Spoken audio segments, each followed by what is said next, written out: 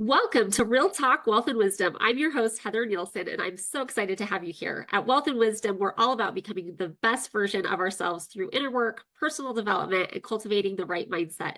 By focusing on these fundamentals, we create an upward spiral of success, fulfillment, and affluence in every area of life. In today's episode, I will be chatting with Emily Cottrell, a masterful networker and New York Life representative. Emily will share her secrets to creating meaningful connections, building a powerful referral network, and staying top of mind in a way that feels natural and genuine. Her insights and experiences will equip you with practical strategies to master networking, helping you grow your referrals and boost your business success. So grab your favorite drink, settle in, and let's dive in with some real talk with Emily Cottrell. Welcome, Emily. We are so glad to have you here. Thank you so much, Heather. I'm so excited. Yes, let me go ahead and share your official bio, and then we'll talk a little bit about how this interview even came to be. So Awesome. Emily is a dedicated insurance agent and she'll get to share a little more about herself, but she has a deep understanding of the complexities of insurance policies. She specializes in providing personalized, comprehensive coverage to meet her clients' unique needs and protect what matters most to them. She is a lifelong dog lover, and she combines her professional expertise with her passion for pets by offering tailored insurance solutions for pet owners, which is something I hadn't thought of. So I love that. She believes in safeguarding not just assets and loved ones, but also the furry companions that bring you so much joy and love. So throughout her career, Emily has worked with individuals, families, and businesses to navigate the insurance landscape and build strong relationships, delivering peace of mind through reliable coverage. So she offers a variety of products to her clients to achieve financial and insurance goals, including college funding, life insurance, disability insurance, retirement planning, long-term care solutions, and lifetime income strategies. So basically, everyone needs to talk to you. Right? So I want to talk about why I even was like, oh, we need to talk to Emily because it really is so amazing. So I'm actually going to share my screen for a minute and share this Facebook post that really got this kicked off. And it's fun because I already knew Emily by the time I saw this post. This was a post from October 6th. Someone was asking for getting some help with life insurance for her mother-in-law, that she's 62 and healthy as can be. Of the comments, like 3/4 of them were Emily. So there's where she's responding, but let's just go on. It was like, there's her response, but it was like, Emily, Emily, Emily. I should have had this open. Emily, Emily, Emily. Oh my gosh, every time I click it, it opens more. But can you see how it just goes on and on? Like literally there was like 40 comments and everyone was recommending Emily. And so it was like, wow, she has clearly done a really, really good job with networking to have so many people recommend her. Isn't that amazing? I'm like cheering you on. You've done such a good job. Thank So you. that was really fun. So let's go ahead and start with some questions. And of course, as things come up, we'll just see if we stay right on these questions or navigate a little bit. But why don't you first tell us a little bit about your business and how you help people? I know I read your bio, but that's just a little bit, right? And I think a lot of people are going to want to know if you can only work with people in Utah, like if there's a licensing requirement or if you're nationwide. So please help explain to people the scope of your practice and how you can help people. Yeah, awesome. And thank you again, Heather, for having me. I'm really excited for today. So I right now have licensing in Utah, Idaho, and Texas. I can easily get my state licenses in other states as well, as long as it makes sense to do so. I do need to be licensed in order to talk with somebody in that state about their personal planning. But I help people with their life insurance, their disability insurance, their long-term care insurance, and their retirement planning. And it is something that I am so passionate about because I think it's something that everybody needs, and it's not something that we were necessarily raised to know about. I always joke, we learned a lot about imaginary numbers growing up, but we didn't learn about insurance. And it's not the most fun thing to always learn about, but it's definitely one of the most necessary things that we need to have in our plan. And It's so important to sit down with somebody, whether it's with me or somebody else, to kind of sit down and have a plan in place. That's definitely the most important part. But I like to start with my clients and do a financial snapshot and retirement assessment. That's kind of our first step. And that just helps me get a better idea of what is going to be in their best interest. What are their goals? What's important to them? Where are they sitting right now?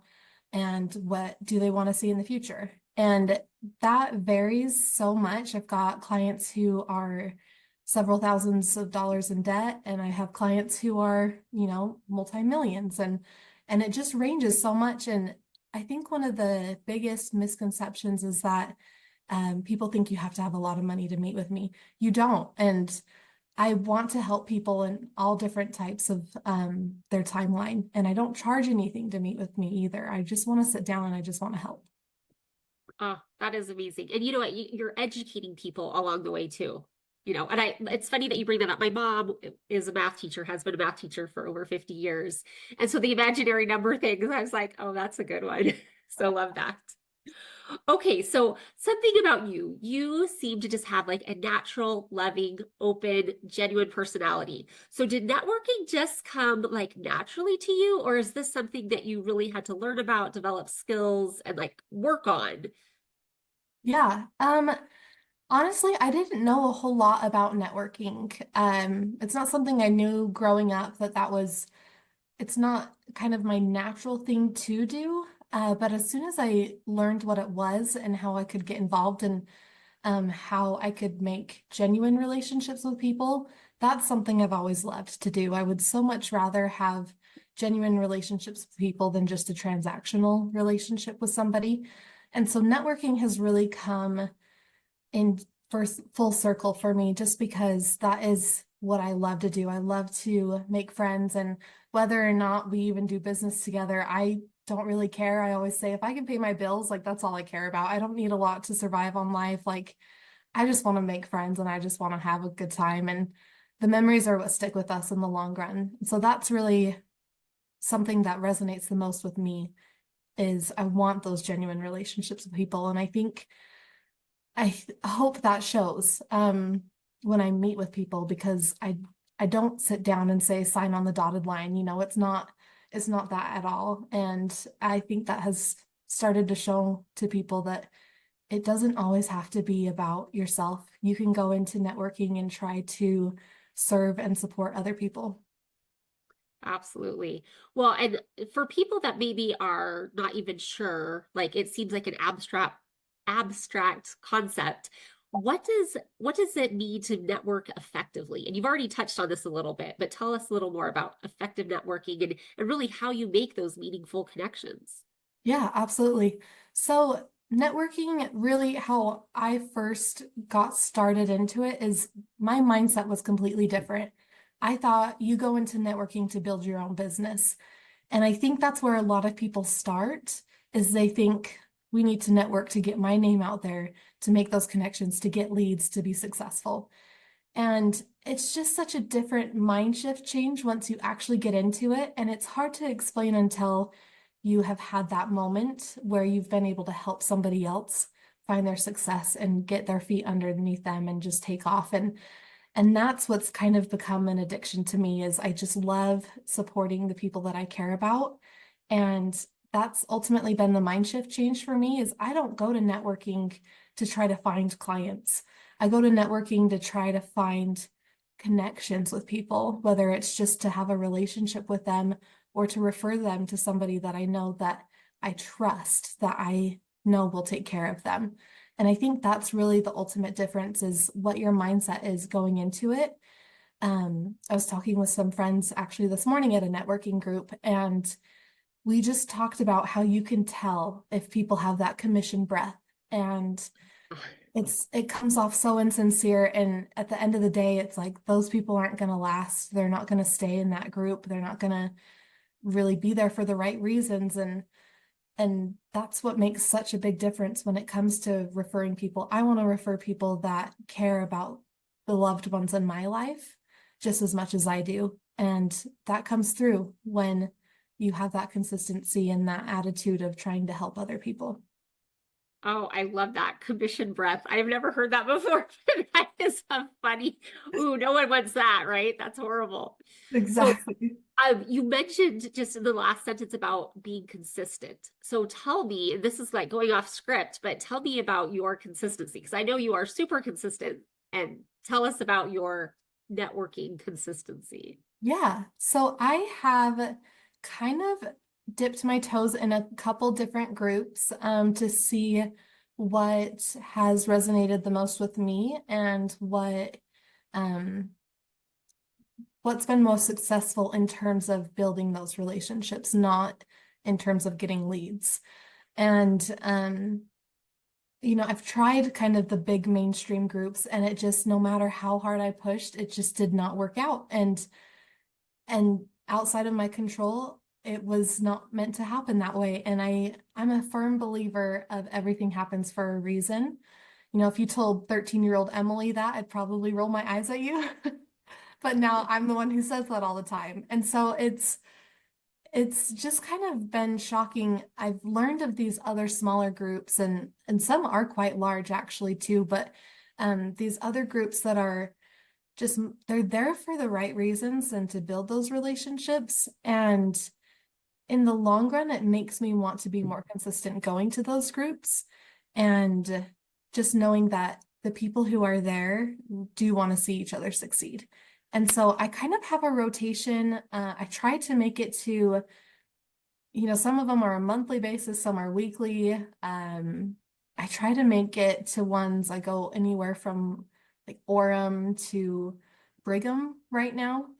Um, and it's just kind of an addiction, honestly. It's just fun. I feel like I'm hanging out with my friends all day and meeting new friends and expanding my circle. And so yeah, I've just kind of found a couple different groups that I love being a part of, and I'm always down to go to new ones. One of the things that a lot of people actually ask me about is, what are all of the events? Like, there's so many out there. I can't keep them straight. How do you know when they are, where they are? So I actually started a Facebook group for that entire purpose because I was, to be honest, getting a little tired of having to be people's personal calendars. But I started a Facebook group called Utah Networking Events. And just off of that, I want people to tell me all about the reoccurring ones, the ones that happen on a weekly basis in Utah, so I can have that on a spreadsheet for everybody to view. And then if there's any one-off ones, I just had a craft networking event that somebody put on a few weeks ago, and it was so fun. And we just got together and we made crafts and we networked and we got to know each other, and it was just a really great time. And one-off events like that are ones that I want people to promote on there. It's definitely not a channel that I use to do any self-promotion. I want it just to focus on the networking events on there. There's plenty of groups to do self-promotion, and again, it's all about the mindset. I want to be there to build relationships, not necessarily promote yourself. So that group's been really fun for me.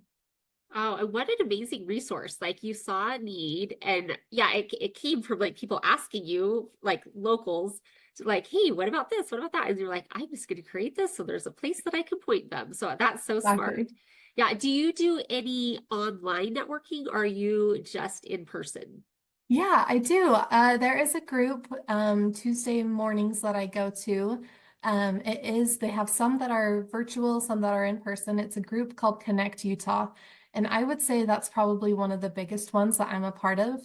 They have anywhere from Ogden to Layton to Clearfield to virtual to Salt Lake and West Jordan and Orem and And St. St. George George. and Yeah, that's the new one. they're just Yeah. everywhere. Yeah, yeah. And I love it. And so they do have a virtual option on Tuesday mornings, and that one's an awesome opportunity, especially for people who want to do some early morning networking before the workday starts. There's a virtual group that I'm a part of that I'm actually on the leadership with called MNO. It originated as a musician networking group. And I just have kind of taken off with that one as well. I'm the creative director there, and shockingly, I plan events for them. So, so that's a really fun one. That's on Tuesday evenings at 7:30, but they've got a couple different options that you can become a part of. I don't do a lot of networking events that are paid ones. I'll go to events. I'm totally fine to pay to to go to a craft networking or whatever. But at the end of the day, I really just like having the people are there because they want to be there, not because they paid to be there. And not that the other ones don't work because they do. But that's kind of where I've found my niche. Yeah, that's wonderful. Well, so I teach people how to host their own events. And so there's a process, like if you haven't been going to events, you're not going to know how to host your own event. But maybe for someone who's brand new and maybe they're a little bit more introverted, can you tell people when you go to like a networking event, what can they expect? You've been to so many that you'll know they're not all the same, but what kind of is like a standard thing so that they would know about introducing themselves and things like that? Yeah. Yeah, absolutely. So I'll use Connect Utah as an example for this. Everybody's a little bit different, but this is kind of a typical um, way that you can expect it to go. The chamber is a little bit different, everyone's a little bit different, but in Connect, we have each week that we get together and each meeting is different. But if it's your first time there, we want you to stand up at the front of the room and we want you to give a minute overview of just yourself personally, because we want to get to know what your passions are. Tell us about your family, what you like to do for fun. And then we always ask some kind of silly question too, just to kind of break the ice and make everybody comfortable. So that's the first part of the meeting. After that, we do a round of commercials. We kind of break those up. So each person in attendance gets to go up and they give a 30-second commercial of, who you are, what the name of your business is, what your ask is of the week, or if you want to use it for education as well, that's a great time to just kind of highlight your business. And then you end with your name and your business as well. So everyone does get to do that commercial as long as you arrive within, you're not super late to the meeting or leaving early, anything like that. And then we typically have a business overview, and that is a 10-minute overview of where we can kind of just get to know more about that person or that business, whatever they want it to be about. And we kind of go into depth on that. I love that part of it because that expands how much I know about that company. 30 seconds is great, but it's not a whole lot of time.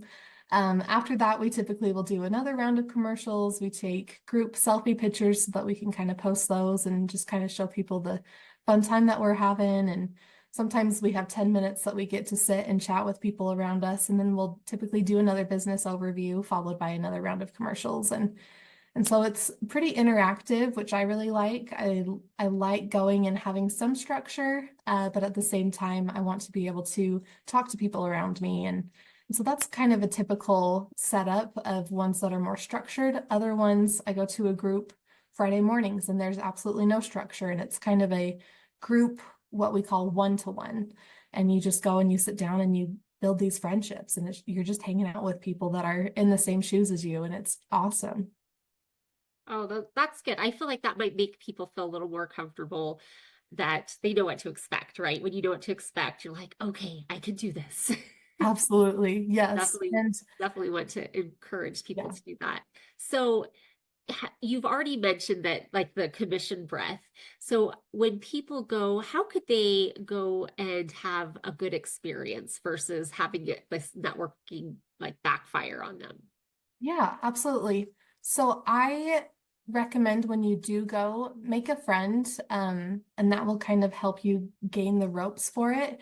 Um, I I tried to join, like I said, a bigger group when I first started networking, and it didn't work out, but I met some really great friends in that group, which then led me to Connect Utah and these other groups. And so my first time going to Connect, I was nervous, obviously. But I found some of those friends in that group, and that just kind of made it so that I didn't feel so scared. So that goes back to the last question a little bit. I still get nervous going into these group settings, and it can be overwhelming. So if you can find somebody that you just kind of naturally connect with, and I would love to be that person for anybody if it's your first time, but um, if you can find that person, that's definitely going to help you, and then they can kind of show you the ropes of how things go. It's if you walk in there and you hand your business card to every single person and you're trying to just schedule meetings of how I can sell you this product to change your life forever, everyone's gonna dismiss you and no one's gonna want to be your friend, basically.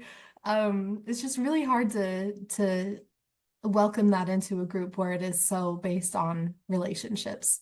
So people can sniff that out pretty quickly. So I definitely recommend just going in and kind of get a feel for what the group is like. There are groups like that they go there and their number one priority is to exchange business cards and as many contacts as possible. And that's great. There's a time and a purpose for that. But most of the networking groups really do focus on having those relationships.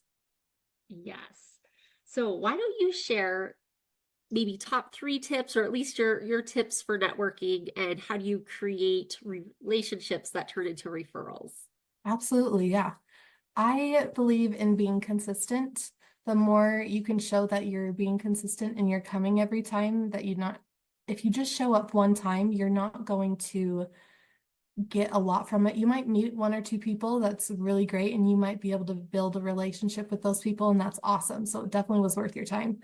But I wouldn't go into it expecting to see sales right away. To again, having that mindset change is going to help you as well. But being consistent is definitely going to be key when it comes to building those relationships and showing people that you are there to help support them. In addition, it's all about, like I said, kind of your mindset going in and just wanting to build those genuine relationships. Something that I really like to focus on is what we call a one-to-one. And that's where outside of the meeting, I like to sit down with people for an hour or so, whether it's in person or over Zoom, or I've even done phone call ones. We're both on the road driving. Why don't we talk and get to know each other? And during that time, I really like to get to know the actual person. And sometimes business gets brought up, sometimes it doesn't. And that's totally fine. I would probably like to know at least what you do by the end of it, but I want to get to know about you and your family and your passions and why you started your business and why you're doing what you're doing and what your why is behind it all. That's such a fun part for me. And so I really recommend one-to-ones. And then when it comes to kind of follow-up and referral based wise, I always recommend, I guess this would be my third tip, always give more than you expect to receive. I go into it thinking, how many people can I get to know so that I can, trust them and build their business for them. And that way, when I'm in my everyday life with my friends and my family, and someone says, oh my gosh, I really like a tree just fell through my roof. I need a roofing guy. I'm like, I've got two people I know right now personally that I would give keys to my house to take care of this. Like, I would trust them 100% with this. So I know by sending them that they're going to take care of the people that I care about. And I think that reflects on you as well, because if I send a bad referral and they don't do a good job on that roof, that shows my character as well. So I take a lot of time getting to know people and to know that who I send is going to be in their best benefit as well. Oh, absolutely. And I love like hearing all of these really service. It comes down to service, right? You're wanting to serve. And then also when you're talking about that consistency, we talk about touch points, and it typically takes like 5 to 12 touch points for a contact to become a lead, to become a client. And if it's like once a month, it could take a full year for you to get any referrals from that. And that's okay because you're investing in people. And that's what really Absolutely. matters. Yeah, so I love that. And your consistency is admirable because, yeah, because you're so well known, because you've been consistent. So people know. I mean, and like that's just such a good quality in general, right? Like people who are consistent, you trust. You're like, yeah, they are consistent, they're trustworthy. I know they're reliable. Like there's just so many good qualities that come from that consistency. So love Absolutely. that. So you've already thrown out some ideas for people in Utah, but what other places when people are like, okay, I want to network, how do I get started? Where can they find opportunities, whether it's in person, whether it's online? Where should they look for finding Yeah. networking opportunities? Yeah. Facebook, honestly, is one that has quite a bit. There are a million different neighborhood business networking groups. If you just post on there or you just search what people have posted in the past, you can search, what people's statuses or whatever were. That's how I find out a lot about different events. Obviously, now the Utah networking events page, I find out a lot there. But one One that caught me by surprise, and maybe it shouldn't have, but it caught me by surprise a little bit, is an app called Eventbrite. I have found some really great kind of lady groups that get together and in Salt Lake, and those ones I'll admit I haven't been as consistent with. That's kind of the hardest part is balancing that schedule, but I have been able to attend some of those, and those are typically people that I don't get to meet in all of these other groups that I'm going to. Usually those ones are at night or on weekends or something like that, where typically, people who maybe own a retail business where they're in their shop all week, they can't leave to go to a networking event, they might be at those ones. And so those are really fun ones to go to as well. Yes, I love that you brought up Facebook. I mean, Facebook even has a whole event section, so that's a great place to look. And Eventbrite, that's where I put one of my meetup groups. There is even like Meetup, but also I like that you said just ask, right? Like if you put a post out, people are going to respond, or maybe you can just ask in person, right? Ask your fellow entrepreneur that may already be attending events, and then you have that friend to go with too. So that is so good. Absolutely. Yes. Yeah. Well, Emily, thank you so much for sharing such incredible insights and just helping people realize how important it is to network and that it really is a strategy that works, especially when you're consistent. But I know that you have a gift that you want to share with the listeners. Do you want to tell them a little bit about it? Yeah, I would love to. So one of the things I mentioned earlier today is that I like to do free financial snapshots and retirement assessments for my clients. And that is something that I do as no strings attached. I don't want anyone to think that just because you're meeting with me means that I'm going to sit down and try to sell you at the very end. I I want everybody to know what their portfolio looks like.